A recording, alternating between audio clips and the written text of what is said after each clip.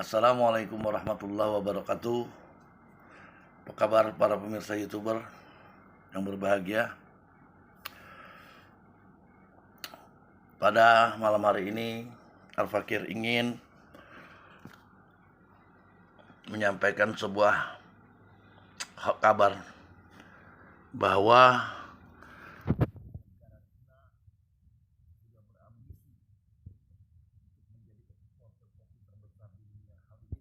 dengan kopi hijau yang dari Cina itu hampir 85% menguasai pemasok ke Starbucks Coffee, yaitu salah satu toko kopi, warung kopi di Amerika yang sangat terkenal itu. Dan mereka sudah memasok kopi dari Cina, dan ambisi Cina ingin menguasai menjadi eksporter terbesar. Sementara peran pemerintah terhadap petani kopi, terutama petani-petani rakyat ini sangat kurang sekali, apalagi dengan harganya yang sangat murah. Pada waktu berapa bulan yang lalu, harga kopi pasaran di Indonesia ini sampai ke tingkat 90.000, namun sampai ke petani itu hanya cuma 30.000. Untuk itu Al-Fakir ingin menunjukkan sebuah video yang berjudul Ambisi Cina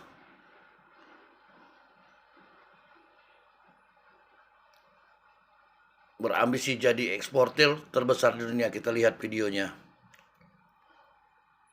Polydent Cleanser membunuh bakteri 10 kali lebih kuat dari pasta gigi.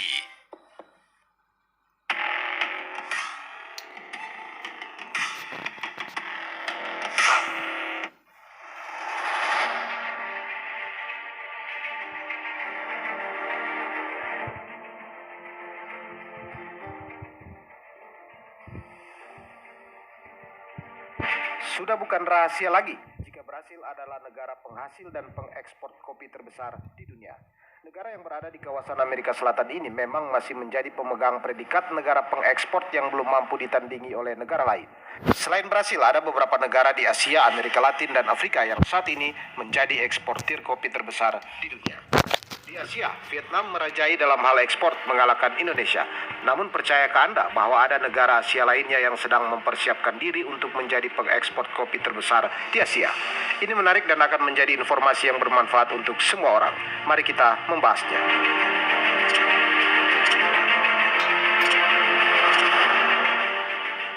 Untuk lebih menambah wawasan, saya akan mengulas secara singkat perkembangan pertanian dan industri kopi di Brasil, Vietnam, dan Indonesia, serta ulasan khusus pertanian kopi di China yang berambisi menjadi pemasok terbesar Asia, kalahkan Vietnam dan Indonesia.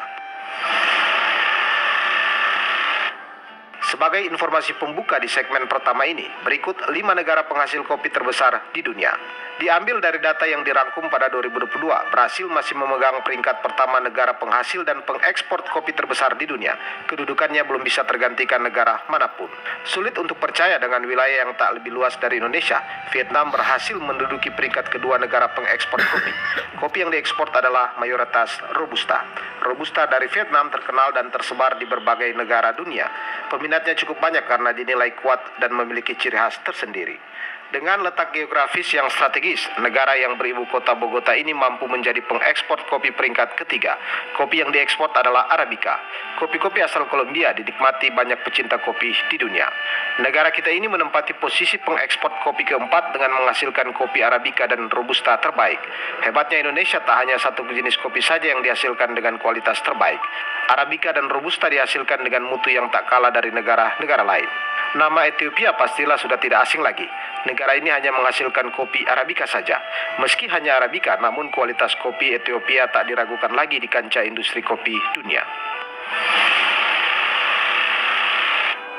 Hasil panen kopi yang melimpah membuat Brasil mampu mendominasi pasar ekspor sejak tahun 1830. Bahkan hingga saat ini, pangsa pasarnya mencapai 30% dari total perdagangan kopi global.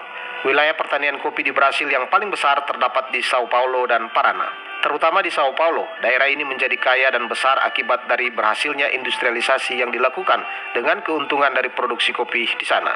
Ketinggian wilayah pertanian kopi di Brasil mulai dari 550 meter hingga 1350 meter, sangat cocok untuk menanam kopi.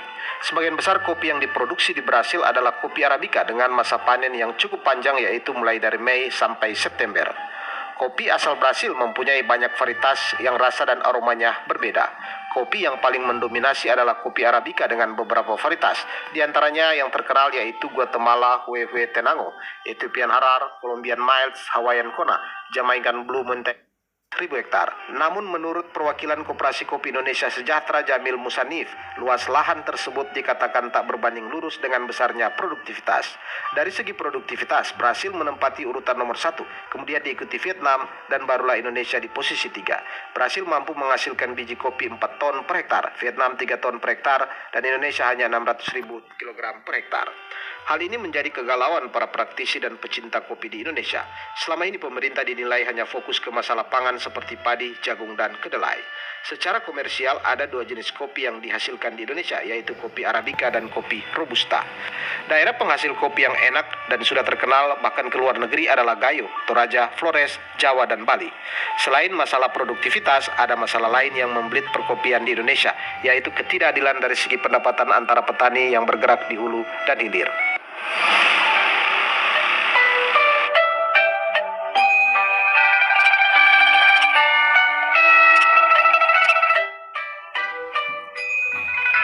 Lagu Cina.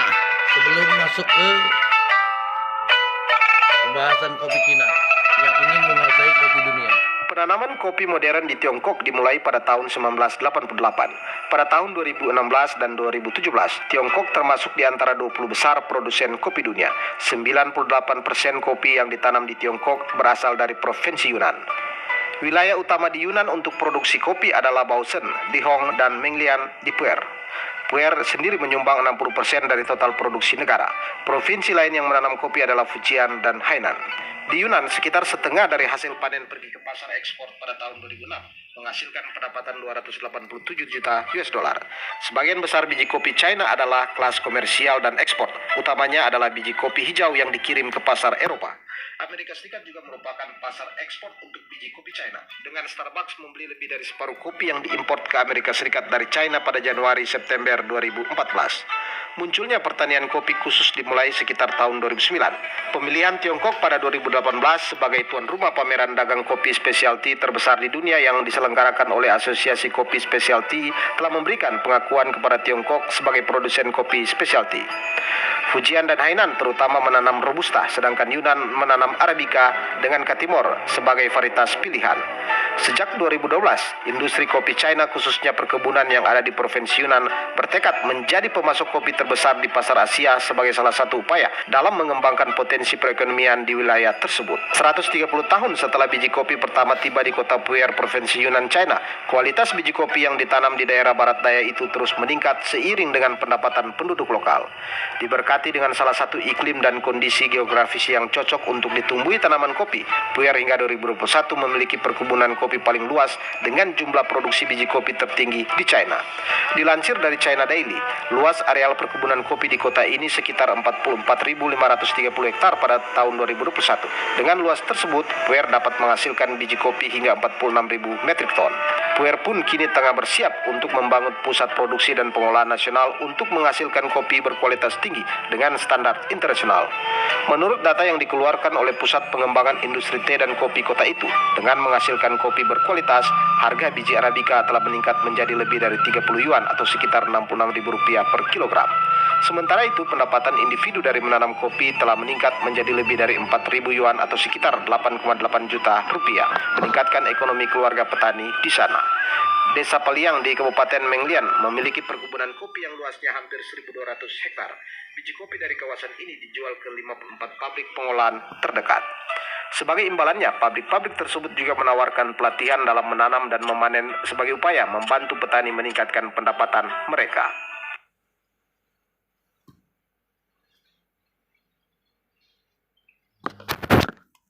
Demikianlah tadi apa yang kita dengarkan. ambisi dari negara Cina menjadi eksportir kopi terbesar di dunia. Hal ini mereka didukung oleh alam, didukung oleh petaninya yang cerdas, kedua pemerintah dan para stakeholder mereka bersimbiose mutualisme, artinya dalam arti kata pihak pengekspor juga mendidik para petaninya dalam hal bantuan, mungkin bantuan pupuk, bantuan cara teknologi. Sementara kita di Indonesia ini peran pemerintah dalam memajukan petani kopi di Indonesia, yang mana kalau dihitung tadi di Provinsi Yunnan kita cuma 1.200 hektar. Sementara kalau kita lihat di Sumatera Selatan saja itu cuma hanya mungkin hanya di kota Pagar Alam saja, itu belum di Batu Raja atau di daerah Oku Selatan. Kita mungkin sudah 6 kali lipat dari 1.200 itu kalau di Sumatera, belum di daerah lainnya. Namun hasil kopi kita dihitung tadi itu per hektarnya cuma 600 kilo saat kita panen raya kan. Kenapa hal ini bisa terjadi? Karena peran pemerintah dan para stakeholder, juga para pembina kopi.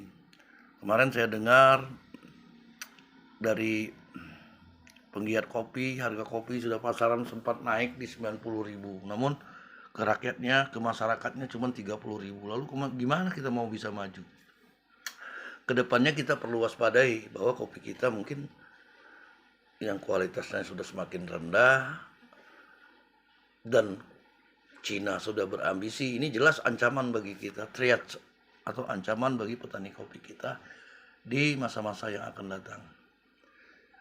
Jadi peran pemerintah dalam hal ini menurut saya, peran para pengeksportir, bagaimana sih bisa membantu petani kita ini agar mereka berpikir maju tentang pertanian dan bisa menghasilkan produksi dalam per hektarnya perkebunan. Bukan berarti petani kita ini tidak mampu loh. Hasil kopi kita ini kalau dari ketinggian mereka kan, kalau di Vietnam kan cuma 1.000 berapa dari MDL itu, dari permukaan laut. Namun kalau kita ini kalau di Lahat atau di Pagar Alam itu sudah 2.700. Saya lihat lagi di kopi daerah Semende Seginim itu mungkin di atas 3.000 di atas permukaan laut. Artinya tumbuhan kopi kita itu cukup bagus kalau dikelola.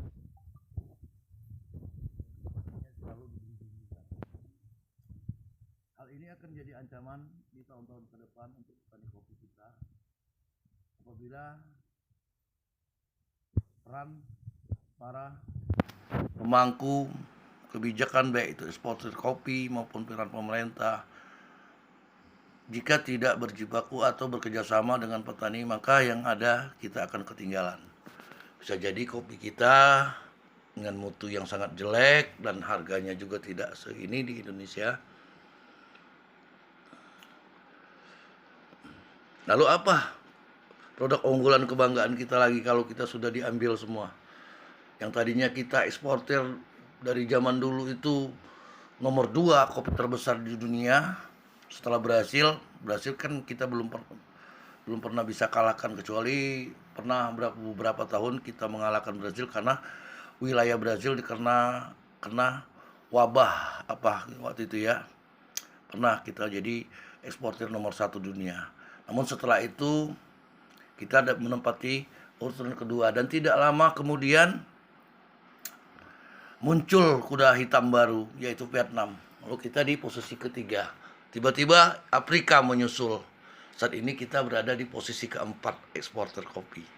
Nah kalau itu Cina sudah mulai lagi, maka dipastikan di 2025 atau 2026 besar kemungkinan kita akan menjadi urutan ke-7 atau ke-8, bisa saja sampai ke-10. Untuk itu kami berharap sekali, karena Di Sumatera ini banyak sekali petani-petani kopi yang perlu bimbingan, yang perlu bantuan alat teknis, bagaimana merawat kopi, bagaimana menghasilkan kopi, bagaimana menjadi petani modern, agar kita bisa bersaing, baik itu dari rasa maupun dari harga ataupun dari hasil panen kopi, sehingga pemerintah dan rakyat kita ini bisa maju. Demikianlah apa yang dapat Al-Fakir sampaikan. Lebih kurang Al-Fakir mohon maaf apabila ada kesalahan. Billahi taufiq wal hidayah. Wassalamualaikum warahmatullahi wabarakatuh.